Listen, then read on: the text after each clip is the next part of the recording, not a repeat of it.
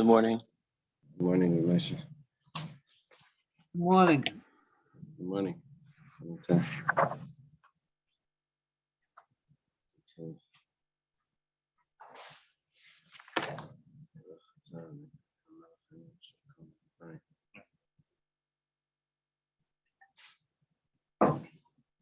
Things okay?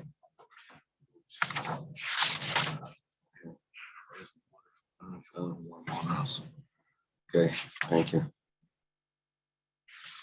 So if I'm not mistaken, today we're going to start from Iboilahu and Yudam Aleph. Correct? To Levi for the share yesterday. Okay. Beautiful share. Everyone loved it. So we thank Hashem that we're able to learn Torah every day. And it's also we're learning we should have Beis Hamikdash immediately. So there's actually two Iboilahus. We're going to start from the second one.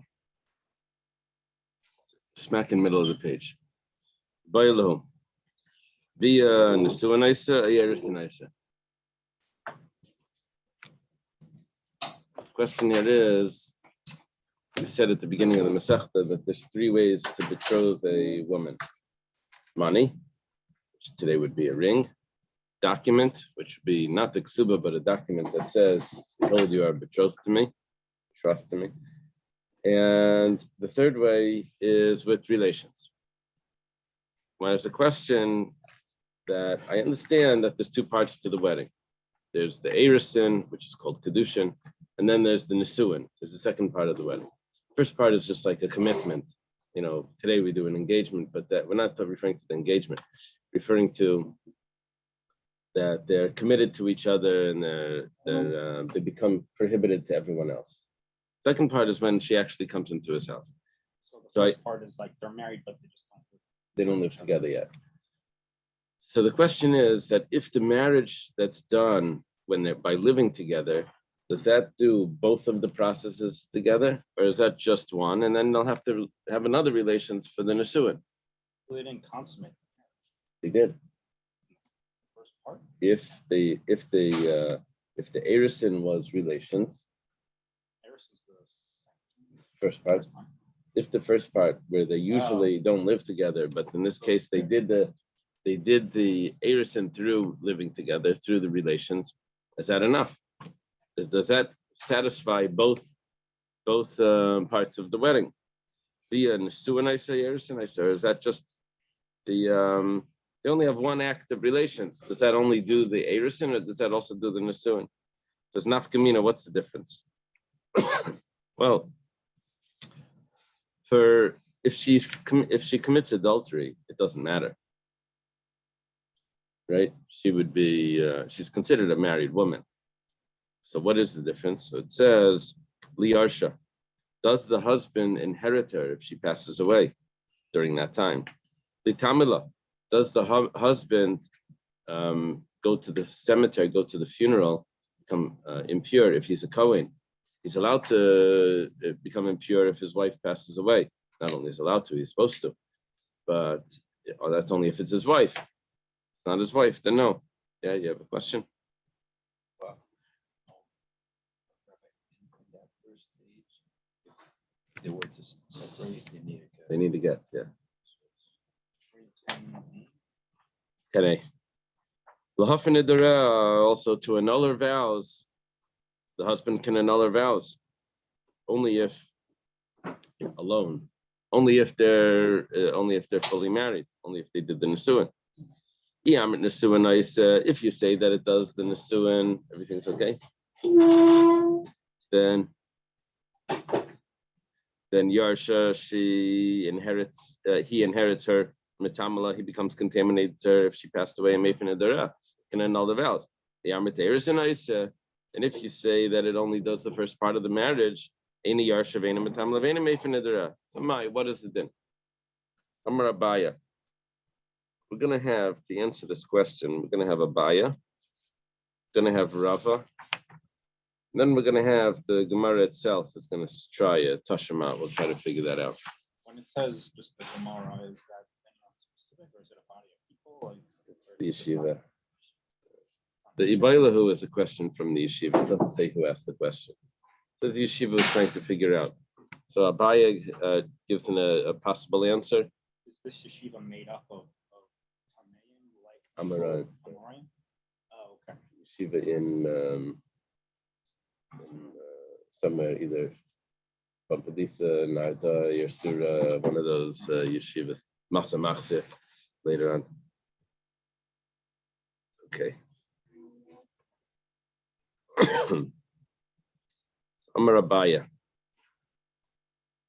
Abaya says, Tashma, Av Zakai Bebita, father has the rights for his daughter, Kiddusha, to accept her, to give her over into marriage, into a betrothal, the Kesef B'Shtara B'Bia, which means he can receive the money from the future husband.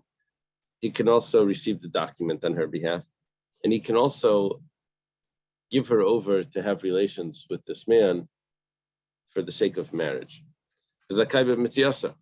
He also, it meant over there was that even if it's against her will, even if it's Zakai b'Mitziyasa, he can also take her, if things that she finds, they belong to him. Also her income belongs to the father.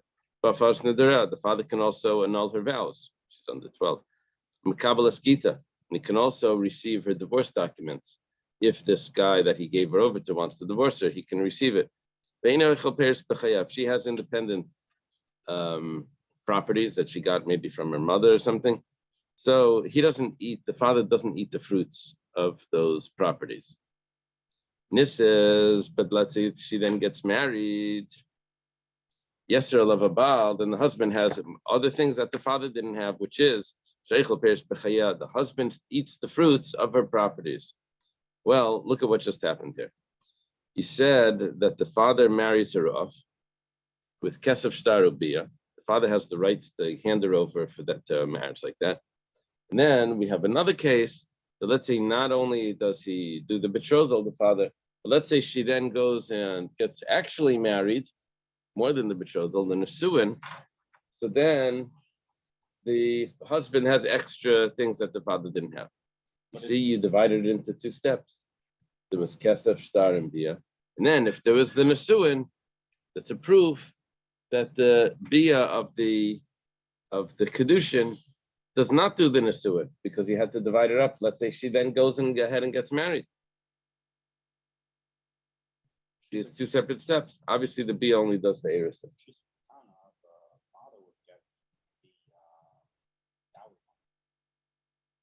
Father, right. The marriage money. The father gives the dowry. But in this case, this is talking about her assets. Right. If she has independent assets, if she has independent properties, then the father, they don't belong to the father. The father doesn't eat the fruits of her property. Other way around. That's right. So you look at what it says, Ketani Bia, Ketani Nissus. Obviously, the Erison doesn't jump to right away the Nesuin if it's done with relations. The Gemara says it's not a good proof because Ketani Nissus Ashaira. When did we say that she goes ahead and gets married? That's talking about the other two ways of getting betrothed. That's with money, with a document. So if she gets betrothed through relations, then it's very possible that it does the Nesuin right away. But why did we divide it into two steps? Because there were two other cases of Kesef. Everyone agrees that if he just gives her money, that she's not immediately married, she's only betrothed. Okay. Amar Rava. Rava says, Tashema. So Rava is going to attempt to answer this. If the Bach takes out the Tashema. Okay. Oh, it's not in there. The Bach is one of the commentaries on the side. He sometimes edits the text of the Gemara, probably from different manuscripts. No, he just makes it more understandable, or he resolves issues. says like this: a girl that's already 3 years old in a day. She could get married already she could become betrothed with relations. In other words, she's old enough that relations with her is considered actually relations. That means if she would be, she's 3 years old. If she'd be under 3, then it's not considered anything, because even she would still even possibly be considered a virgin, because it could grow back under 3. Over 3, not. Oh, so when she, let's say over the years, she becomes 13, 12, right? She would still be considered Possible, yeah. So, if she has relations with the brother-in-law, because her husband died, so they do the levirate marriage, the yibam. So that the way that's done is that the brother-in-law lives with her. So Kana, he acquires her immediately, and she's considered a married woman if she has adultery. Because if the husband, if there's a husband there, then let's say she is a nida, and her husband has relations with her. The husband also becomes impure. What type of impurity does the husband get? The tami mishkav tachtin kalyan, that the bed that's under the husband, not under them during the relations, because that's also under the woman. We're talking about if the husband goes and lays down on another bed after he became impure from his impure wife, he goes and lays down on the bed. So that bed becomes tamei, as if it would be the upper sheet of a zav, which is enough tamei to make food and drink tamei. Not enough tamei to make another person tamei, another person that touches that bed. That would only be the nida itself, which could make the bed enough tamei to make a person or utensils tamei. He just makes the bed enough tamei to make food tamei, which is a lesser level. But that's because relations with this girl is considered actually relations. So it makes him tamei to make the bed tamei. Let's say she then goes, let's say this marriage, this betrothal was originally to a Kohen, and then she goes ahead and she does the actual marriage to the Kohen. Then she's allowed to eat Shuma. Let's say any of her relatives that she's not allowed to marry live with her. Mumsin al yada, they would get the death penalty because of her, because she's already eligible for relations. She's relations with her is considered the act of relations. But she herself, she's exempt from punishment because she's underage. She's a minor. If anyone that would make her invalid to ever marry a Kohen by relations with her, like to make her puzzle, let's say she lives with a chalal, someone that can't marry a Kohen, so she would become puzzle to marry a Kohen. Okay, that's the end of the brisa. But what we learned in this brisa was that there were 2 steps here. First, if there was relations, and then we said if she gets married,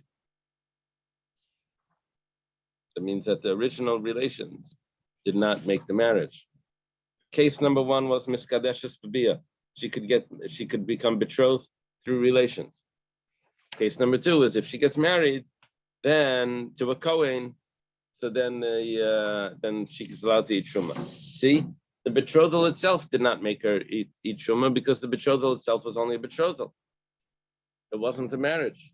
That answers our question that we had. Does a betrothal through relations make the marriage or not? The answer is no. That's what we get from this. Umar says, Hachi Kamar, you're not reading it correctly. You have to reread it. You have to read it like this. Not that if she gets married. If the original betrothal was to a Kohen, then that would be automatically that she would eat Truma. But not that if she was betrothed and then she gets married to the Kohen. The emphasis is not on the married. The emphasis is on the Kohen. If it was to a Kohen, so then she's going to eat Truma. So why does Daf why does the Baf? There's another girsa here that says Afanan Nami Tanina.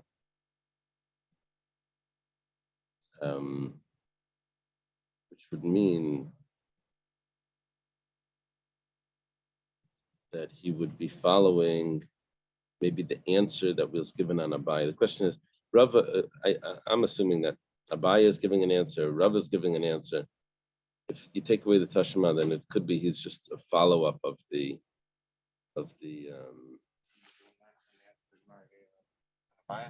it is, that's exactly what he's doing. The answer that the Gemara gave to Abaya, Rava says, I have another support for that answer. That would be without the Tashma. Yeah. Tashma, now the Gemara comes along, gives its own attempt. Come and listen. Kvar Shalach Yechanan ben Bagbag Eitzel Rabbi Yehuda ben Beseira Lenetzivan. Is this the ben Bagbag that we have in Pirkei Avos? What's his name? Yechanan? Is there a comment sometimes in the Quran they have a biography? It's an early Tana. Oh, the Yochanan ben Bagbag. Yeah. He was a convert because the Gematria we had it. I think we had it in Chagiga. Ben Hey and Ben Bagbag. I don't know. Was it the same person? Some say. Okay. Because Beis and Gimel is the Gematria Hey. So, what do you have there?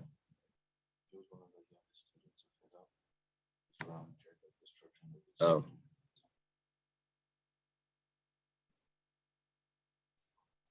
So some converts claim that Yochanan ben Bagbag was a convert or the son of converts.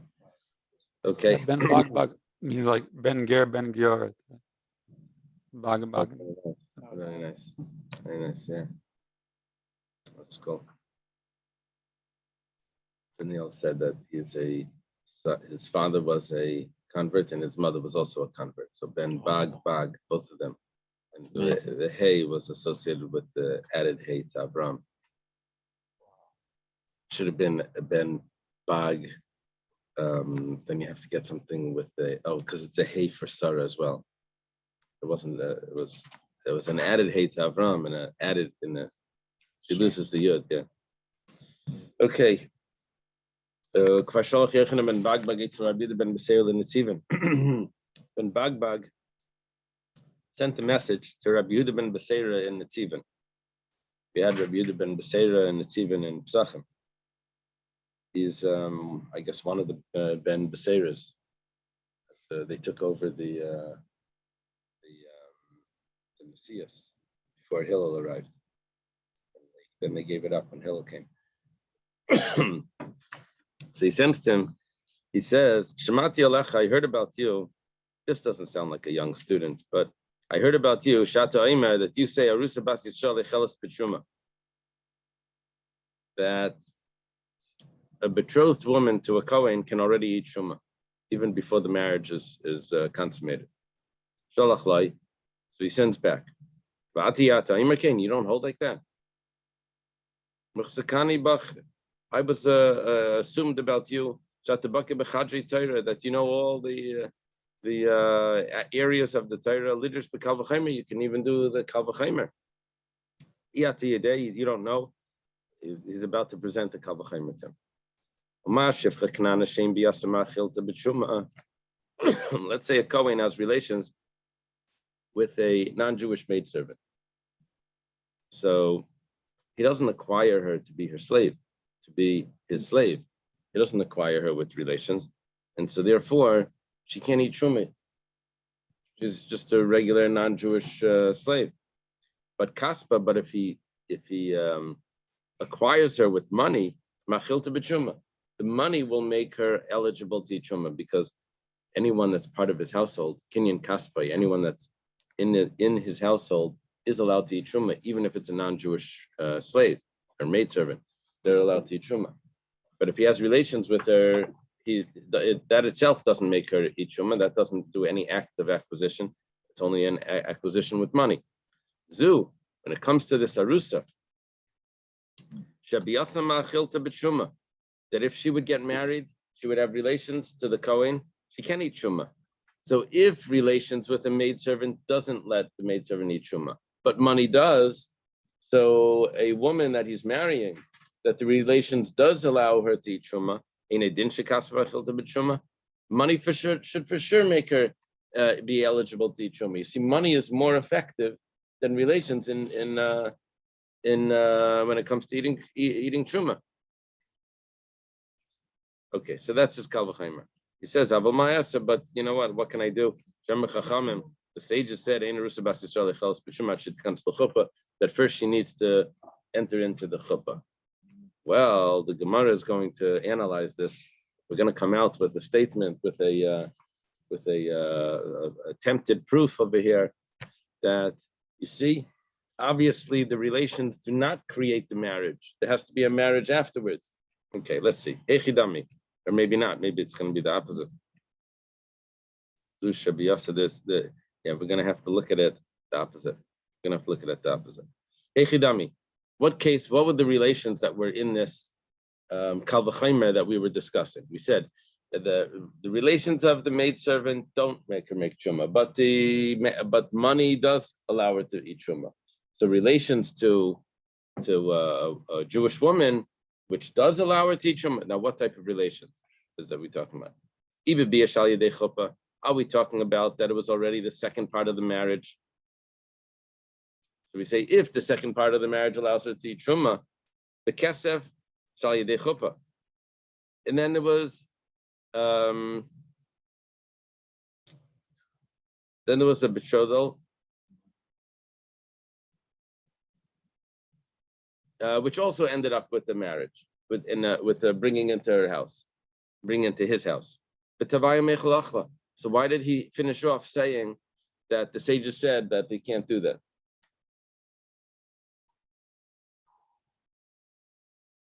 He says that he's bringing a Kal V'Chaimer, that if the relations allows her to eat Truma, then for sure the money should allow her to eat Truma. And if that's the case, but then he finishes off that, but what can I do? The sages said no. What do you mean the sages said no? She's a married woman, of course she eats Truma. Ella, we have to do it different. The Bia Shal Yedei Chuppah. We're talking about that there were relations that were done with this woman, which means that he brought her into the house. That means the second part of the marriage, and she eats Truma. The Kesef Shlei Yedei Chuppah. And we bring a Kal V'Chaimer that she should be able to eat Truma with just the first part of the marriage, which is just the betrothal, with just money. Which there was no nesuin, no bringing her into, no canopy, no bringing her into the house. So how can you make a Kal V'Chaimer like that? The Kal V'Chaimer would go that if betrothal and marriage allows her to eat Truma, then for sure betrothal itself should allow her to eat Truma. That's not a Kal V'Chaimer. If a strong person can pick up 10 pounds, then for sure a weak person can pick up 10 pounds. That's not a Kal V'Chaimer. You have to do it the other way. If a weak person can pick up 10 pounds, then for sure a strong person can pick up 10. Right? So if betrothal and marriage allows her to eat Truma, then what are you telling me? Then for sure betrothal, that's not a Kal V'Chaimer. Elalav, it has to be Bibia Shalai Al Yedei Chuppah. We're talking about that there was relations, but there was no bringing her into the house. There was relations of Erisin, of the Kiddushin, of the betrothal. The Kesef Shalai Yedei Chuppah. And there was money through the betrothal. This was relations in the father-in-law's house, because this was only a betrothal. Yeah, but whatever the case is, the marriage has two parts. You to have your own house.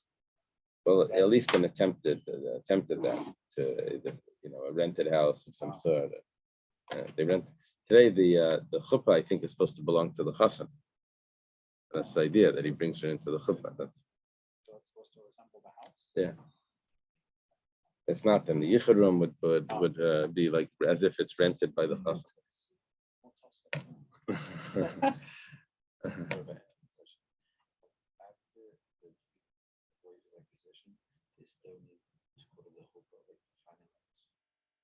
3 ways of acquisition is only for the Kiddushin. It's only for the first part of the marriage, the betrothal. They still have to get married. And then, okay, so now we're saying that if the betrothal was with relations, then she's already able to eat truma because he was a Kohen. It means and the betrothal through money is a kal v'chomer that it should be, because both of them now are at the same level, and we know that money is more effective in allowing her to eat truma. We see that from the maidservant. So the Gemara says, if you say that when she has relations at the betrothal, she automatically becomes fully married. That's as if the whole marriage is done already. There's no two steps anymore because they jumped right away into the marriage. That's why we made a kal v'chomer.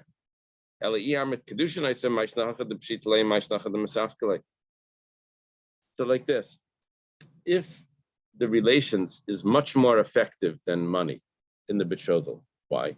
Because the relations actually creates the entire marriage. So then we say, if the relations allows her to eat truma, which we know because now she's fully married, then for sure money that he gives her should for sure allow her to eat truma, because money is more effective than relations. We see that from the maidservant. But we would only have that premise that relations works if we say that a betrothal with relations makes her fully married. But if a betrothal through relations makes her just betrothed, then how do you know that works? How do you know that she's allowed to eat truma? Maybe she's just betrothed.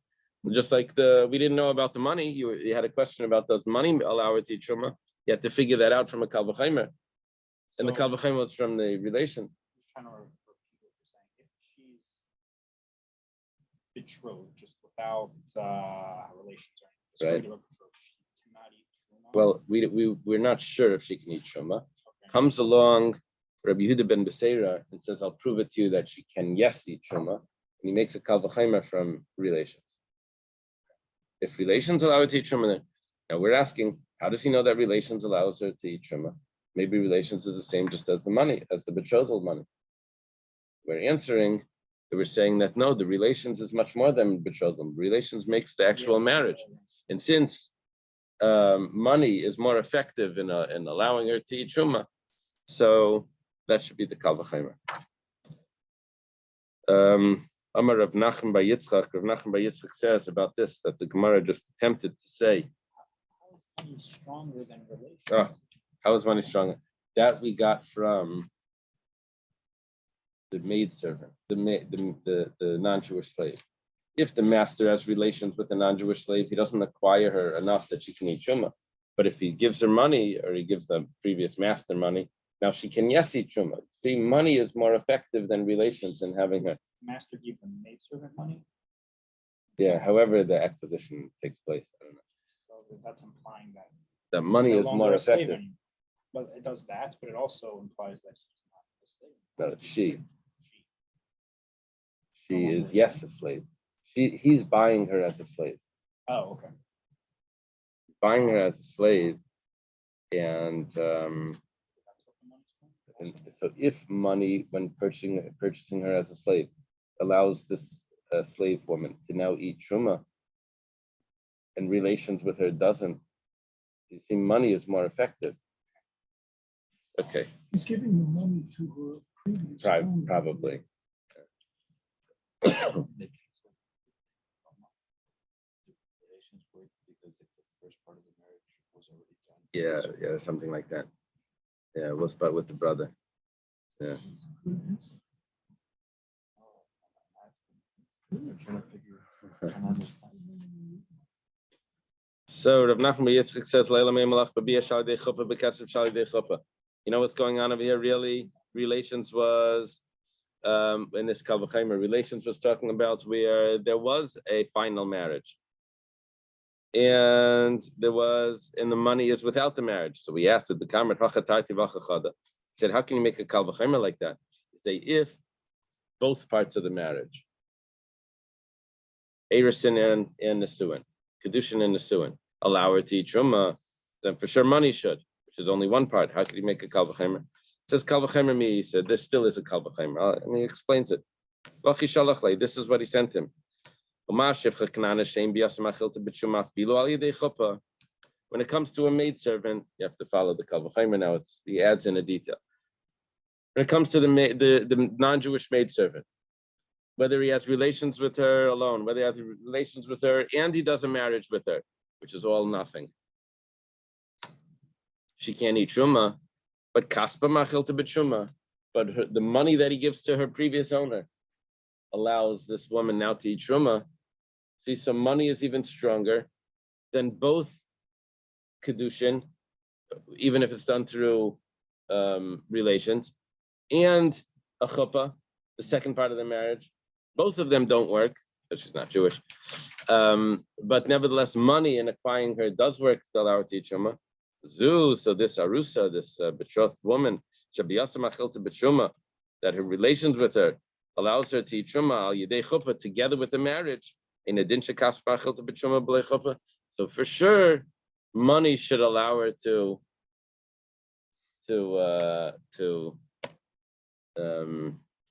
eat truma, which means the erisin, money itself. It says, however,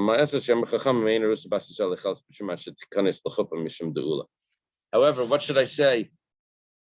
The sages don't allow her to eat truma until the husband brings her into his house, because of a statement that Ula gave us, I think in Ksubas. He gave us the statement that we have a concern that she may end up serving wine from her husband to her brother and father while she's still in her own house. So therefore, she can only start eating truma once she moves out of her father's house and moves into her husband's house. That's when she can begin. Okay. That's considered chuppah. Right. Okay. Then bagbag.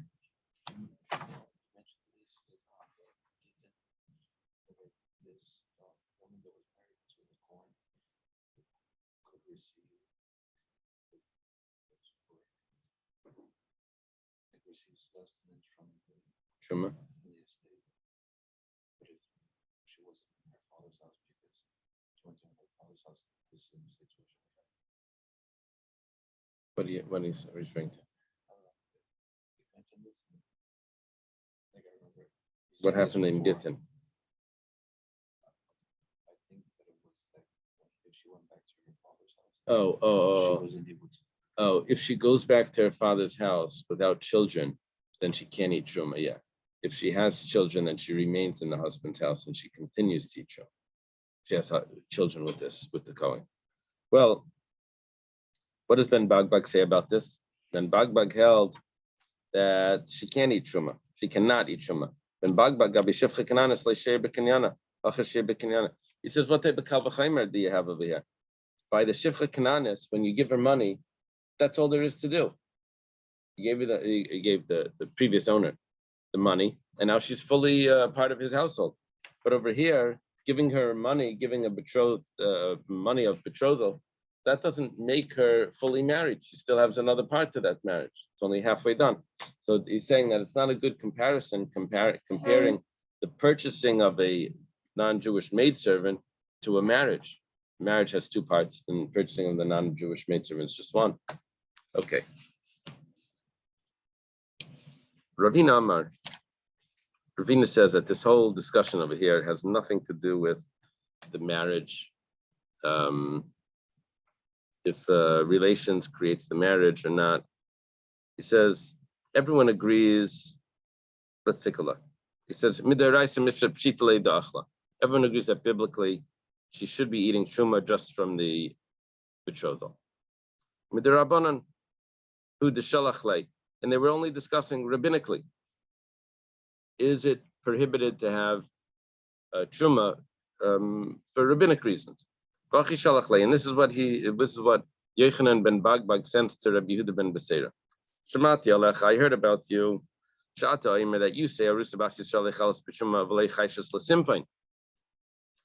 Brings in another issue. We mentioned this before. Brings in another issue. Arusa, they haven't lived together yet, usually. So when he gave her the betrothal money, he thinks everything is good. Let's say she would start eating truma. And then he finds out that she has a big blemish. She has a big scar or something that is very, but it's under her clothing. But they never lived together. So he doesn't know about it.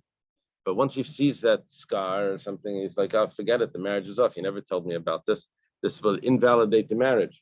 So the whole marriage is called Kiddushin Daf, like a mekach Taos. Like, so when she was eating the truma, it's not that she's married and divorced.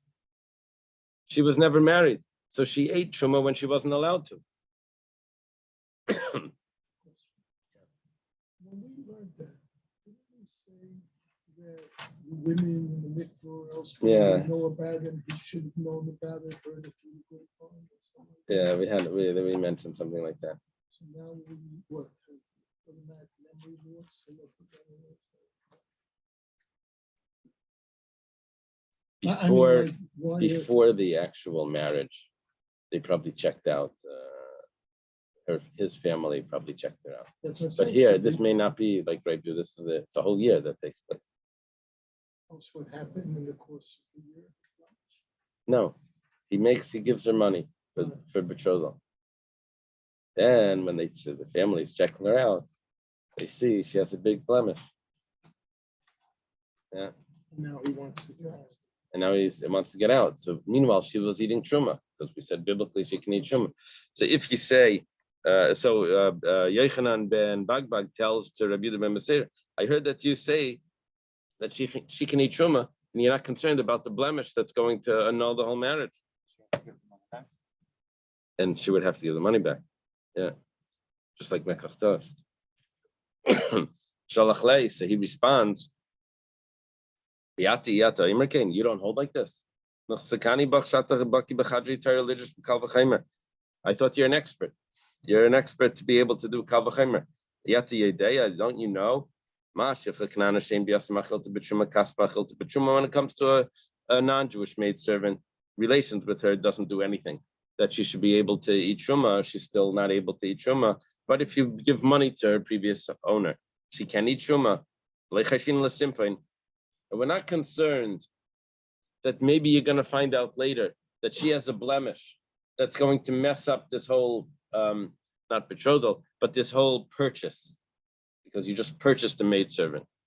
So if you're not concerned over there, you gave money, you're not concerned that there's something that's going to mess up this purchase. So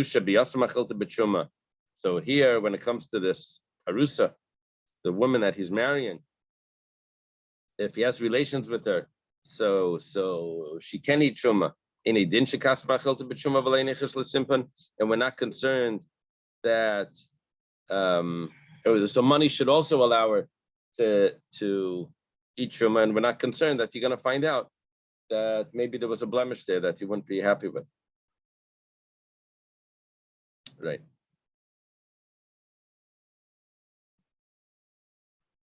Abamaya says here we're talking about what he's doing is he's saying that this relations that he has with her was not the relations of the Erisin, it's the relations of the Nesuin. Talking about a regular married woman. Over there, she can eat truma. So too, with money, she should also be able to eat truma.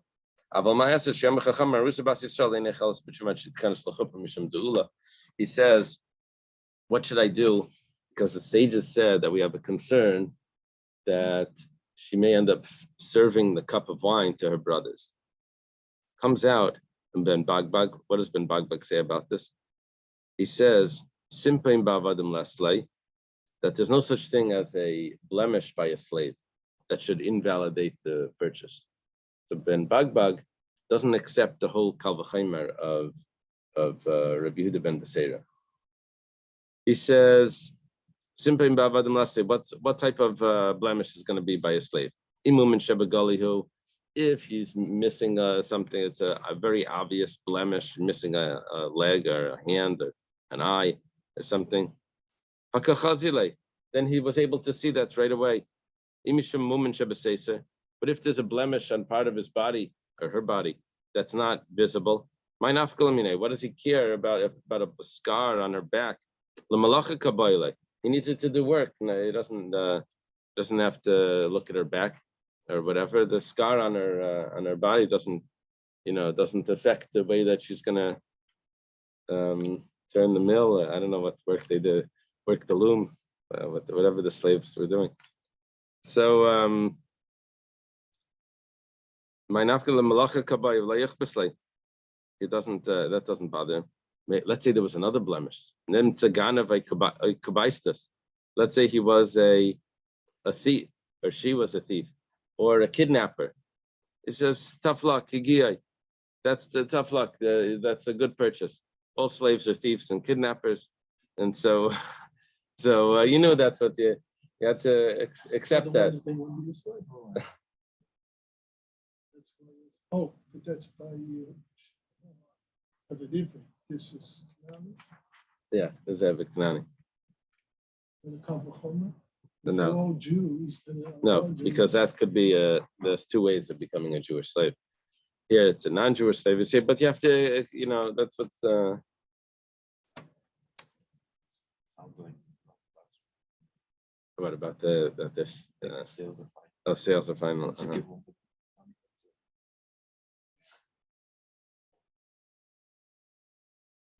My sister-in-law had a maid that she suspected took some jewelry. She says, "Give it back now, or I'm calling the police." She says, "Okay, let me go home." Anyway, she brought back jewelry that my sister-in-law didn't even realize was missing. Like, so there was so much more. Anyway, that's it. Amazing. Okay, so my Amrit. So what are you going to say? List the Mizuyan. Maybe the slave is an armed robber. Nicht of the Malchus, or maybe the slave. We're talking about what could be a blemish in a slave that would invalidate a purchase of the slave. Maybe the slave is an armed robber, or maybe the slave has a death sentence put on him. So Hanakalis, that he would know about these types of things. He would have heard. They have people know those things. So Michti, we say, what was the difference between Rabbi Yehuda ben Beseira and Ben Bagbag?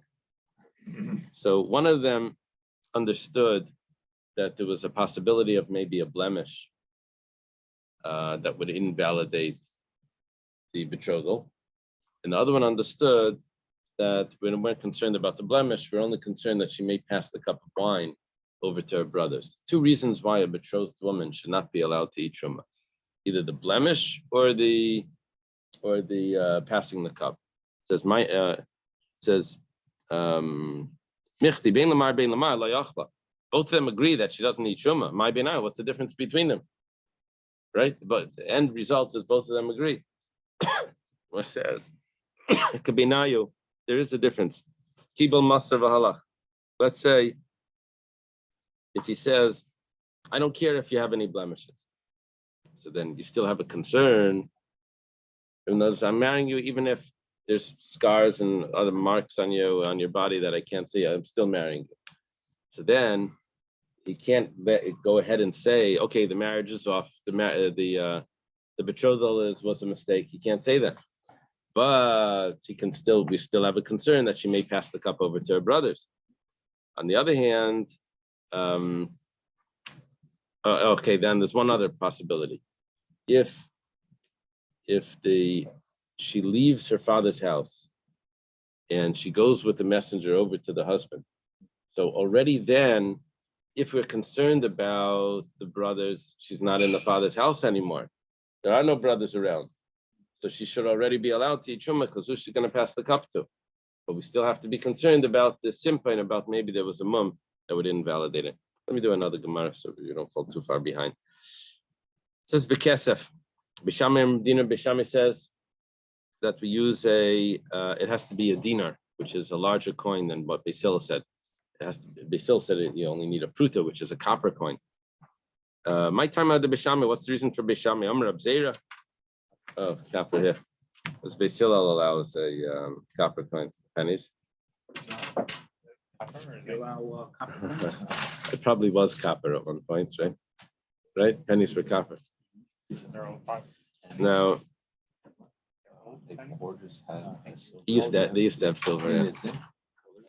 So, Amar Rab Zera says, because women would never commit themselves to a marriage with so little money. They want the gold. They want the silver. Real money. Okay. Right. Can't blame him either. Amalei Abaya says to Rab Zera, he says, Elamiyato, that's what you're going to say. The daughters of Rabbi Yanai, the captain and Nafshayo, they were so particular, so that sound like spoiled. Like Makachi Bepachas Mitarkava the Dinri, like this double basket, it's actually three, Trey Vakav, 3 kav of coins. They wouldn't sell themselves unless there was this huge amount of money that was coming to them. Hachinami, you want to tell me that if they agree to accept Kiddushin from someone, you're going to tell me that it's not a good marriage?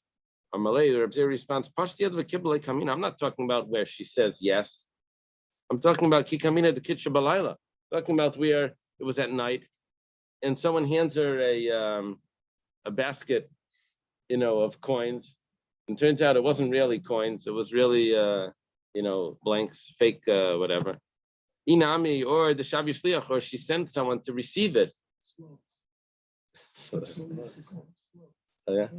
Fake coins. Monopoly money. Makes them ending. Oh, Vending or the phones right. fake slugs. So Rav Yosef, Amar Tamaya de Beisham, Rav Yosef has another reason for Beisham. Basically, what Rav Zera just said over here was that the reason for Beishamai is that women wouldn't give themselves up. Now, yes, if they wouldn't commit themselves, but if they did, then obviously it works. We're talking just about stam, if without knowing specifically that they did. Rabbi Yosef Amar Tamei de Beishamai kid Rabbi Yehuda Marabasi, Dam Rabbi Yehuda Marabasi called Kesef Amar Torah Kesef Turi V'Shal Devarim Kesef Medina. Whenever it says Kesef in the Torah, it has to be actual silver, and if it was Kesef that's said by the rabbis, then that just means Kesef Medina, which is 1/8 of the Kesef Tzuri, which that's we'll discuss. That's Hashem tomorrow. Okay. Wow. Rabbi.